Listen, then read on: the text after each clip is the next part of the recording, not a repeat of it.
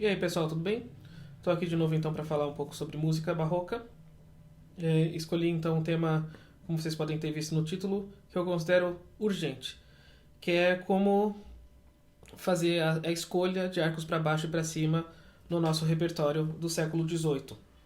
Mas eu trouxe aqui uma visão de um tratadista, né, que é o Leopold Mozart. Leopold Mozart é o pai do Wolfgang Amadeus Mozart. Ele publicou seu tratado, a sua Violinschule, né, a sua escola de violino, no ano de 1756, em julho. E o Wolfgang Amadeus Mozart nasceu em 27 de janeiro desse mesmo ano. Embora cronologicamente esse tratado se encaixe no que a gente chame hoje de período clássico, ele solicita de nós a utilização do arco com esse desenho aqui, o arco barroco. Isso mostra como essas fronteiras de datas, né, de períodos históricos, elas são muito flexíveis, né? Eu sempre sustentei que temos música barroca após 1750, assim como já temos música que se encaixa no que chamamos de barroco antes do ano de 1600. Por exemplo, a primeira ópera, Daphne, de 1598. Pois bem, outra coisa, 150 anos para um estilo só é tempo demais. E o período barroco, o que chamamos de período barroco, né, de 1600 a 1750, esse período compreende, na verdade, diversos estilos. Nós temos muitos barrocos dentro de um barroco. Nós temos o barroco francês, o italiano, o germânico, nós temos o século XVII, nós temos de Veneza, Roma, Nápoles, 3 estilos completamente distintos, né? Nós temos o estilo francês do século XVII e do século XVIII, nós temos o estilo inglês, enfim, é muita coisa. Fica aí também para assuntos de discussões futuras entre nós. Pois bem, o capítulo 4 desse tratado do Leopold Mozart vai ser dedicado à sua exposição de um sistema.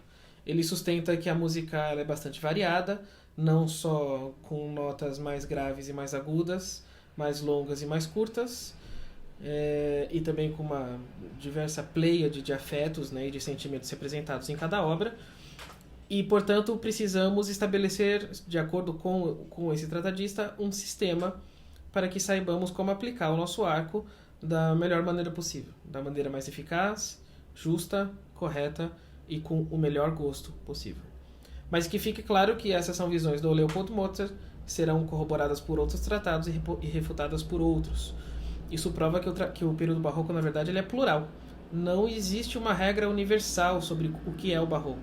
Existem certas universalidades, como, por exemplo, a preocupação com os afetos e com a expressão retórica da música, mas a maneira de aplicar o arco, os ornamentos, a afinação, etc., ficará a cargo de cada nacionalidade, de cada conjunto cultural ali, e cada um com a sua concepção de bom gosto, que é um assunto muito rico.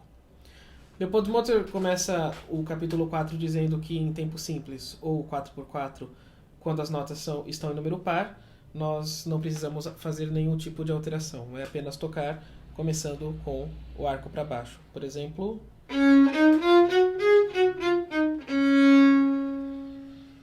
Pois bem, agora, a primeira regra que ele estabelece, e é conhecida na literatura, né, nas fontes secundárias sobre música barroca, a Down Bow Rule, ou a regra do arco para baixo. Ele sustenta que cada compasso precisa começar com o arco para baixo, e que nós necessitamos fazer o que for possível para que isso ocorra.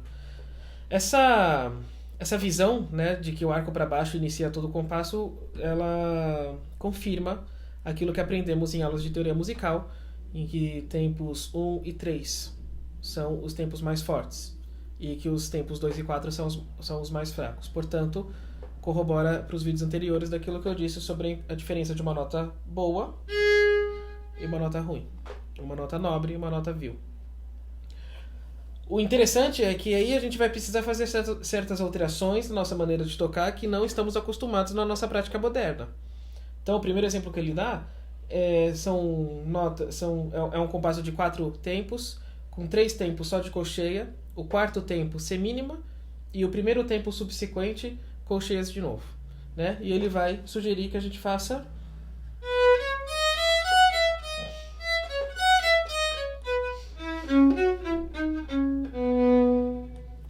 dois arcos para baixo entre o quarto e o primeiro tempos desses compassos. Baixo, baixo não quer dizer necessariamente retomada. Pode até ser, mas isso precisa ser levado muito em meditação. O que a gente quer com essa música e o que essa música está solicitando em termos técnico-afetivos. Não basta a gente só ler baixo, baixo e retomar sem refletir antes sobre o que significa uma retomada ou não. Dependendo do contexto, a gente faz apenas, literalmente, baixo, baixo. Por exemplo...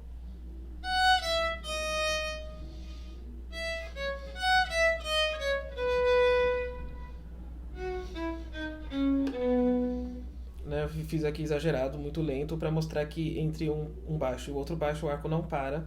Eu também não ligo.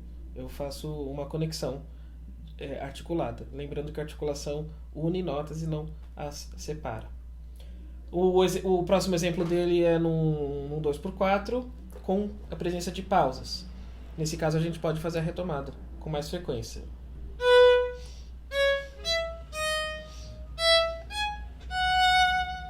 E o mais interessante é no 3x4.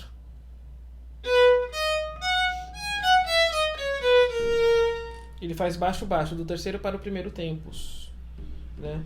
Agora, ele vai deixar bem claro que exceções podem ser feitas quando o tempo é muito rápido, né? E aí a nossa primeira exceção já vai no nosso 3x4 com o famoso 1 para baixo, 2 para cima, né? Porque fazer esse gesto com muita velocidade, esse baixo-baixo, não funciona muito bem, é muito difícil de fazer, e a gente vai acabar ficando mais preocupado com técnica do que com música. Pois bem, depois de uma pausa de colcheia, semicolcheia ou fusa, nós começamos com arco para cima. Embora essa informação possa ser muito óbvia para uns, né, eu vejo com bastante frequência notas em partes fracas de tempo começando com arco para baixo. E isso deturpa um pouco a ideia, né, da hierarquia rítmica que existe dentro de um compasso só. Né? Então, o exemplo que ele dá, começando com compasso acéfalo, 1, 2, 3...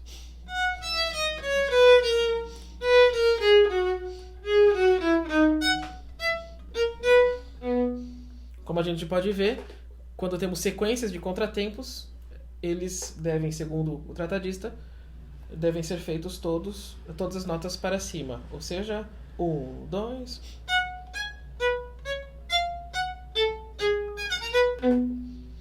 Isso me remete muito claramente à abertura do Requiem, do Wolfgang Amadeus Mozart, em que as cordas superiores começam todas com contratempos. Podemos fazê-las todas com arco para cima, por exemplo. E quando temos uma pausa de semicolcheia seguida de 3 semicolcheias, para cima também.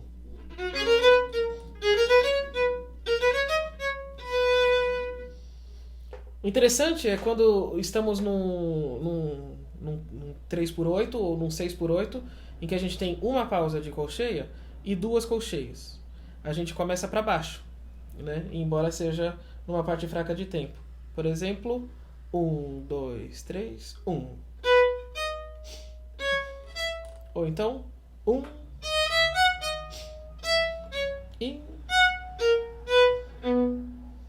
e finalmente no ala breve, o 2x2, o C cortado, mesmo raciocínio.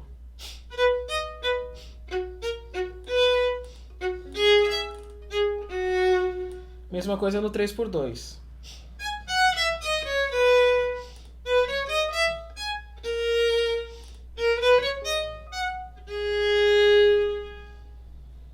Ok?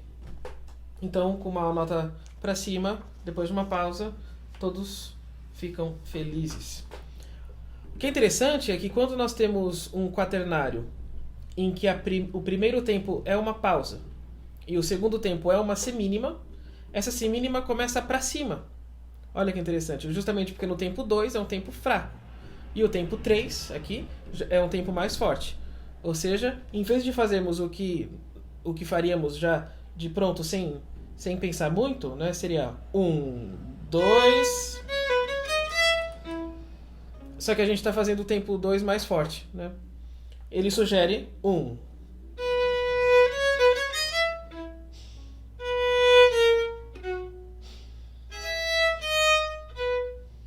Mesma coisa com contratempos. E.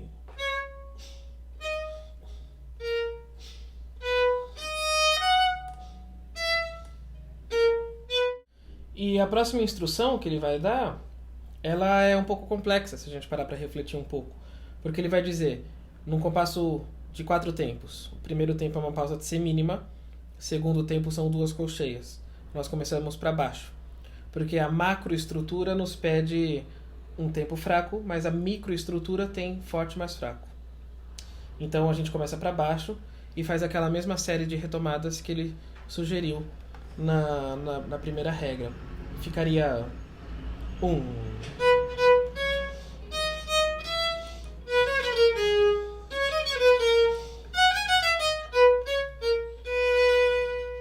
Ou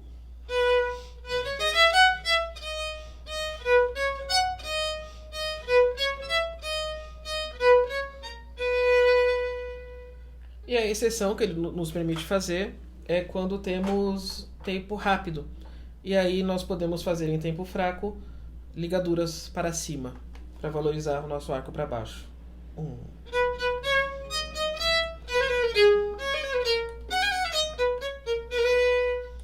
Só uma notinha de rodapé aqui. No quarto tempo desse primeiro compasso, eu não estou ligando 2 notas para cima. Eu estou fazendo, né, o arco conectando-as de uma maneira articulada. E aí a ligadura do compasso subsequente, aí tudo bem.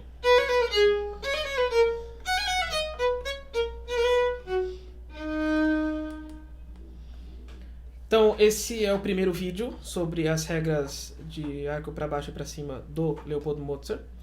São regras que nos ajudam muito, mas que mesmo assim precisamos sempre refletir sobre o que estamos fazendo. Muito importante que a gente sempre saiba o porquê das coisas, para que a gente nunca seja pego de surpresa. Certo? Então a gente se vê em breve. Desejo a todos uma vida longa e próspera.